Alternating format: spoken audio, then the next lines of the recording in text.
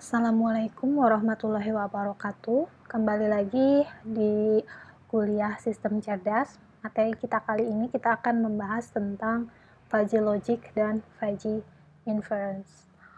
Yang akan kita bahas pada materi kali ini, yang pertama pengertian dari fuzzy logic, kemudian bagaimana dan mengapa fuzzy logic itu dibutuhkan, kemudian contoh sederhana dari implementasi fuzzy logic. Fuzzy logic, kita bisa artikan bahwa fuzzy logic itu bagaimana kita melakukan computing ketika variables atau nilainya itu adalah kata. Nah, sesuai dengan yang disampaikan oleh the father of fuzzy logic, Jadeh, L.I. Jadeh, bahwa di sini yang dimaksud sebagai linguistic variable yang akan digunakan dalam komputasi itu adalah semua variables yang nilainya itu bukan angka, tetapi nilainya itu adalah kata atau sentence yang biasa digunakan sebagai natural language maupun sebagai artificial language. Jadi, penghitungan value-nya itu bukan merupakan number, tapi value-nya itu merupakan bahasa. Nah, linguistic variables itu kita bisa definisikan merupakan variables name, kemudian set of term, universe discourse, syntax rule, dan semantic rules. Ini adalah bagaimana kita mendefinisikan linguistic variables. Ide utama dari fuzzy logic adalah bagaimana kita melakukan komputasi dengan menggunakan bahasa atau nilainya adalah merupakan kata-kata yang biasa digunakan oleh manusia. Masalahnya adalah bahasa manusia itu merupakan nilai yang ambiguitasnya tinggi. Misalkan ketika seseorang mendefinisikan bahwa suhu ruangan ini dingin, maka value dari dingin ini memiliki ambiguitas yang tinggi, memiliki subjektivitas yang tinggi. Kita tidak bisa memberikan value dingin itu merupakan nilai discrete 0,1. Karena bisa jadi ada nilai lainnya di antara 0,1 yang mendefinisikan dingin. Nah, oleh sebab itu, contohnya di sini adalah temperatur. Temperatur itu manusia sering mengukur temperatur dengan menggunakan kata-kata. Contohnya sangat dingin, very cold, kemudian dingin, sejuk, hangat, dan panas. Nah, di sini kita tidak bisa mendefinisikan tadi very cold, cold, cool, warm, hot sebagai nilai 0,1 karena kembali lagi bahasa manusia ini itu sangat ambiguitasnya sangat tinggi. Oleh karena itu ada yang namanya derajat keanggotaan. Kita bisa definisikan very cold itu mulai dari -5 memiliki nilai atau kita definisikan sebagai very cold. Namun demikian, antara nilai -5 dengan nilai 0 mungkin saja ada derajat keanggotaan untuk value very cold. Nah, begitu juga dengan cold. Cold kita definisikan dia bernilai 1 ketika cold ini memiliki temperatur 0 derajat. Namun ada derajat keanggotaan untuk cold pada suhu-suhu lainnya. Contohnya di sini -5 sampai 0. Nah, temperatur merupakan linguistic variable yang mana tadi biasa digunakan oleh manusia pengukurannya dengan menggunakan bahasa. Contoh linguistic variable yang lain misalkan kecepatan, kemudian misalkan enak, tidak enak, rasa. Nah, itu adalah linguistic variable yang mana short term-nya bisa enak, tidak enak. Dan enak, tidak enak itu ambiguitasnya cukup tinggi. Nah, ini tadi cold, cold, very cold, cool, warm, dan hot itu adalah set of term dari linguistic variable temperatur. Kemudian di sini contohnya hasil dari pengukuran kita mendapatkan nilai -4 untuk suhu suatu ruangan. Nah, bagaimana kita mendefinisikan -4 ini ke dalam linguistic variable temperatur? Apakah dia very cold, cold, atau cool? Nah, -4, ketika kita lihat di sini, dia memiliki derajat keanggotaan 0,4 untuk cold dan 0,6 untuk very cold. Sehingga untuk merepresentasikan nilai -4 terhadap linguistic variable temperatur yang ada, kita buat yang namanya vektor keanggotaan, vektor derajat keanggotaan terhadap set term dari temperatur. 0,6 ini menggambarkan derajat keanggotaan untuk very cold, 0,4 untuk cold, kemudian 0, 0, 0 masing-masing untuk cool, warm, dan hot. Nah, selanjutnya nilai inilah yang bisa kita gunakan untuk melakukan proses komputasi. Nah, temperatur linguistic variables untuk mendapatkan set of term kita gunakan melakukan proses sintaks very cold, cold, cool, warm, hot. Kemudian contoh lain misalkan speed, kecepatan, misalkan cepat, lambat, cukup lambat, berhenti, dan sebagainya. Misalkan rasa, makanan, delicious, enak, tidak enak, kemudian sangat tidak enak, dan sebagainya. Nah, di sini selanjutnya kita mencoba untuk mendefinisikan very cold, cool, cold, warm, hot ini mendefinisikannya menjadi angka. Itu adalah proses kita melakukan semantik dari set of term yang sudah kita dapatkan. Sehingga didapatkanlah ini sebagai Fuzzy set. Fuzzy subset. Mohon maaf, ini adalah Fuzzy subsetnya. Nah, intinya fuzzy logic ini adalah bagaimana kita mengkonversi semua aturan-aturan yang biasa digunakan oleh manusia untuk mengukur sesuatu dengan yang termasuk ke dalam linguistic variables dengan menggunakan set of term untuk mengukurnya. Kita akan mengkonversikannya menjadi angka atau numbers. Nah, kenapa kita menggunakan linguistic variable atau set of term? Nanti kita akan bahas. Nah, dari fuzzy subset ini, kemudian kita bisa mendefinisikan fungsi keanggotaan atau fungsi derajat keanggotaan untuk melakukan numerical atau penghitungan numeriknya. Contohnya di sini untuk fungsi keanggotaan very cold, kita dapat definisikan keanggotaan untuk very cold akan bernilai 1 jika X-nya atau hasil pengukurannya itu adalah kurang dari atau sama dengan -5. Kemudian derajat keanggotaan very cold akan bernilai ini, penghitungannya 0 minus X, di mana 0 ini adalah ini, minus X itu adalah hasil pengukurannya, kemudian 0 dan dikurangi -5, itu jika X-nya kita definisikan -5 sampai antara -5 dan 0. Itu adalah untuk menghitung derajat keanggotaannya. Nah, derajat keanggotaan very cold akan bernilai 0 jika X-nya adalah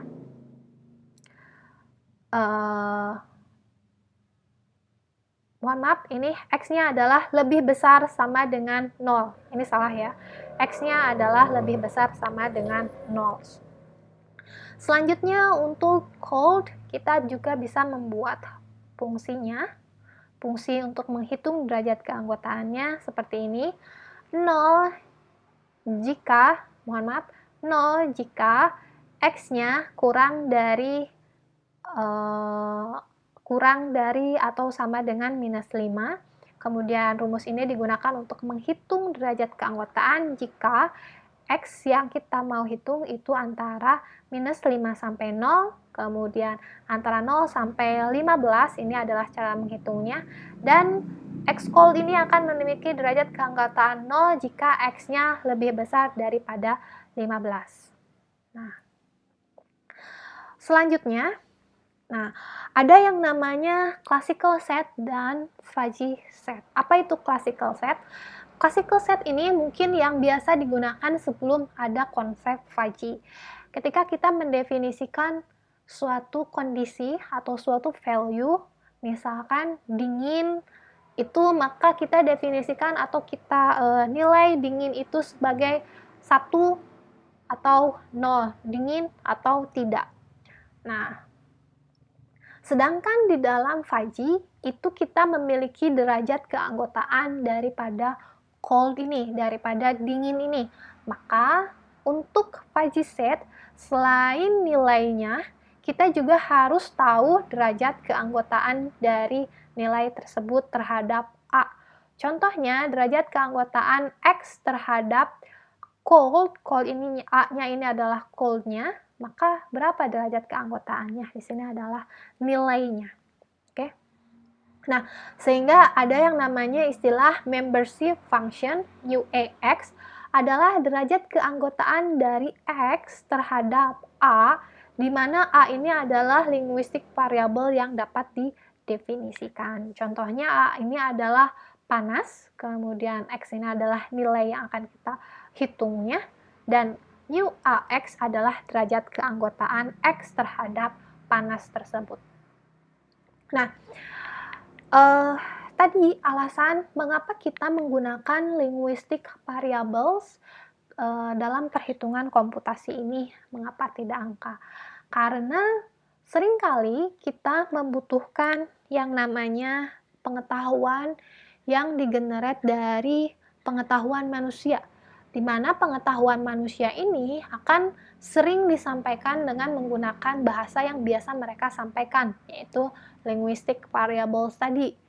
Nah, yang nilainya itu bukan merupakan numbers, tapi nilainya itu adalah hal yang lainnya yang kita definisikan. Nah,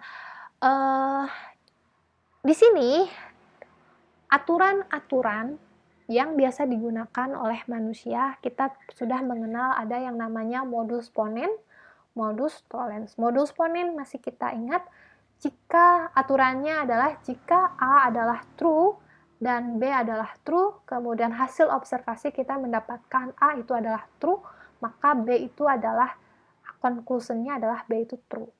Modus tollens, jika A itu adalah true, kemudian B itu true, hasil observasi kita B adalah false, ini conclusion-nya saya revisi ya, maka A itu adalah false, ini bukan true, A adalah false. Nah, selanjutnya, kita sering menggunakan atau konsep dari fuzzy ini biasa digunakan ketika kita akan membuat sistem AI, Artificial Intelligence. Sebenarnya, Artificial Intelligence itu merupakan suatu fungsi yang berusaha untuk melakukan proses aproksimasi. Nah, di sini contohnya kita menggunakan decision tree untuk membuat fungsi approximity. Decision tree ini dia bersifat discrete, di mana misalkan ketika jika A ini dingin, maka kipas akan berjalan dengan cepat, atau ya dengan cepat misalkan. Jika ruangan dingin, maka kipas akan lambat. Nah, lambat, dingin itu adalah 01, lambat juga adalah 01. Contohnya di sini. Nah, sedangkan dalam fungsi approximity itu jarang kita menemukan fungsi approximity yang dia itu merupakan garis lurus. Pasti akan selalu ada pola yang tidak selalu lurus, atau tidak selalu benar-benar diskrit 0 dan 1. Nah, Sedangkan jika kita menggunakan decision tree, kita mau tidak mau harus memappingkan data itu benar-benar ada di 01. Makanya saya di sini tulis ada di tengah untuk data-data yang kita coba lakukan pemappingan. Nah, impact-nya adalah di sini datanya tidak approximate kembali terhadap fungsi artificial intelligence yang kita definisikan. Nah, oleh sebab itu maka menjadi tidak approximate.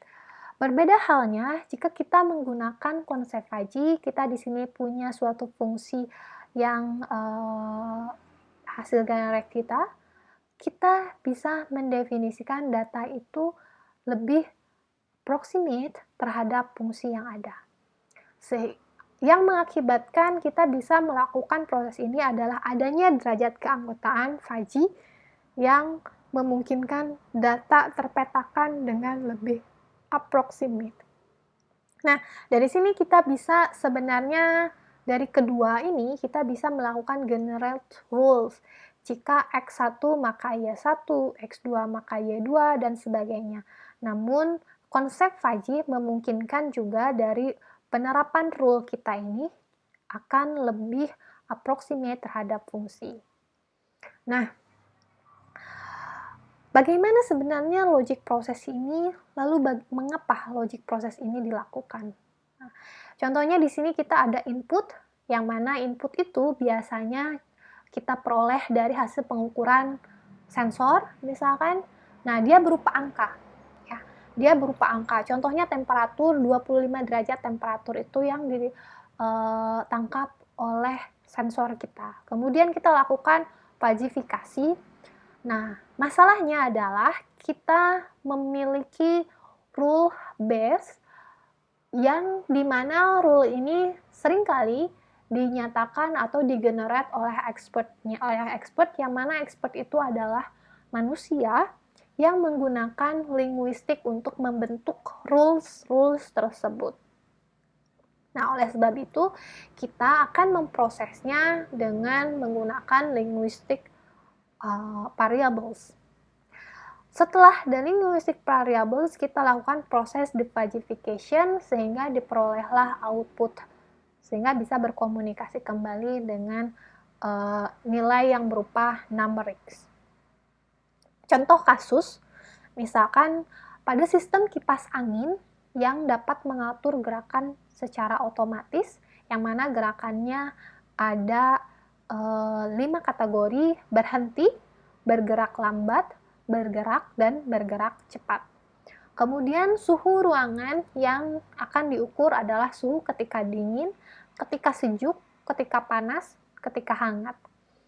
Nah, ketika kita berkonsultasi atau memiliki knowledge yang ada di dalam manusia, kita mendefinisikan bahwa jika dingin, maka kipas itu harus berhenti.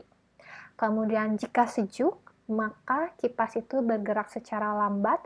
Jika hangat, maka kipas itu bergerak secara normal. Dan jika panas, maka kipas harus bergerak secara cepat. Hasil pengukuran yang ditangkap oleh kipas tersebut ternyata mengidentifikasi atau mendapatkan informasi dari sensor yang ada pada kipas bahwa suhu ruangan adalah 23 derajat Celcius. Nah, bagaimana kita mengoperasikan, mengkontrol kipas tersebut ketika kita memiliki rules yang bahasanya adalah linguistic variables, yaitu dengan menggunakan konsep Fuzzy. Proses yang pertama adalah melakukan fajifikasi. Di sini kita melakukan fajifikasi untuk mendefinisikan atau melakukan semantik terhadap term dari ukuran suhu, dingin, sejuk, hangat, panas. Nah, kita melakukan atau membuat fungsi Fuzzy untuk dingin, sejuk, hangat, dan panas. Nah, kemudian kita juga melakukan semantik untuk term pengukuran kecepatan kipas angin. Berhenti, lambat, normal, cepat. Ini adalah speed-nya. Nah, kemudian selanjutnya kita identifikasi bahwa di dalam ruangan tertangkap suhunya itu adalah 23 derajat Celcius. Maka suhunya 23 derajat Celcius, kita dapatkan ternyata 23 derajat Celcius itu memiliki derajat keanggotaan 0,4 terhadap sejuk dan 0,6 terhadap hangat. Sehingga datanya adalah seperti ini. 0 ini untuk derajat keanggotaan terhadap dingin, 0,4 derajat terhadap keanggotaan terhadap sejuk, dan 0,6 hangat serta 0 terhadap panas. Ini adalah hasil fajifikasi dari data kita. Selanjutnya, kita memiliki rules. Kita mau mengimplementasikan rules yang kita miliki. Jika dingin, maka kipas harus berhenti. Jika sejuk, maka kipas bergerak lambat. Jika hangat, maka bergerak normal. Panas, bergerak cepat. 23 derajat Celcius ini adalah hasil dari derajat keanggotaan setiap set term yang sudah kita ada pada linguistic variables suhu. Kemudian kita implementasikan rule yang tadi. Nah, di sini yang kita gunakan adalah karena kita dapatkan untuk sejuk dan hangat. Maka kita ambil yang jika sejuk maka bergerak lambat dan jika hangat maka bergerak normal. Jadi kita dapatkan dua rules tadi. Jika sejuk bergerak lambat, derajat keanggotaannya untuk 0,4. Jika hangat bergerak normal 0,6. Nah, selanjutnya untuk di sini lambat 0,4. Maka kita untuk normal dulu ya. Normal 0,6. Normal 0,6. Ini adalah area dari hasil fajifikasinya. Kemudian 0,4 bergerak lambat. 0,4 bergerak lambat. Maka ini area untuk lambat. Selanjutnya, ini adalah output fajifikasi. Output yang masih bersifat faji. Nah, kita lakukan proses defajification. Kita akan mendefinisikan output faji. Banyak sekali metode untuk melakukan proses defajification. Salah satunya yang akan kita gunakan adalah menggunakan metode average weight. Average weight adalah kita menghitung setiap rata-rata hasil pengali dari wage terhadap nilainya, nilai Z-nya, di mana Z-nya ini merupakan nilai untuk derajat keanggotaan 1. Ini adalah untuk derajat keanggotaan 1. Contohnya di sini untuk derajat keanggotaan 0,4 itu adalah derajat keanggotaan terhadap lambat. Untuk lambat, nilai Z-nya itu adalah 25. 25 ini adalah nilai mutlak ketika derajat keanggotaannya adalah 1 untuk lambat. Maka 0,4 kali 25 ditambah 0,6 dikali 50.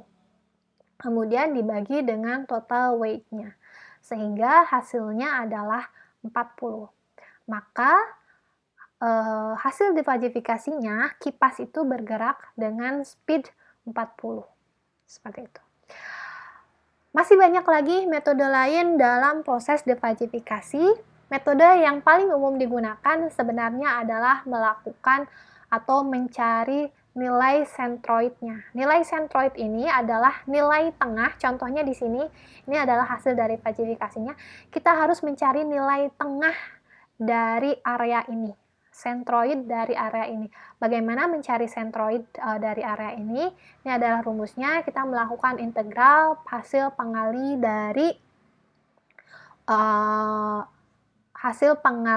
dari bobot dikalikan dengan nilai Z-nya. Z ini adalah yang hasil tengahnya. Sama juga dengan dibagi dengan integral bobotnya untuk setiap ruas yang ada. Nah, selain metode sentroid, ada juga yang namanya metode min-max member strip. metode min-bulk membership adalah jika kita melakukan penghitungan rata-rata daerah yang memiliki nilai atau tren yang datarnya yang paling terbesar, flatu yang paling terbesar. Kalau misalkan dia puncak berarti dia ada di puncaknya. Nah, seperti itu. Kemudian dihitung rata-ratanya, berarti dibagi 2. Ini adalah rumusnya. Ini contohnya. Di sini yang paling terbesar adalah yang ini. Kemudian kita hitung rata-ratanya, maka diperoleh nilai Z-nya adalah A ditambah B dibagi 2. Seperti itu. Itu adalah metode the Fuzzification.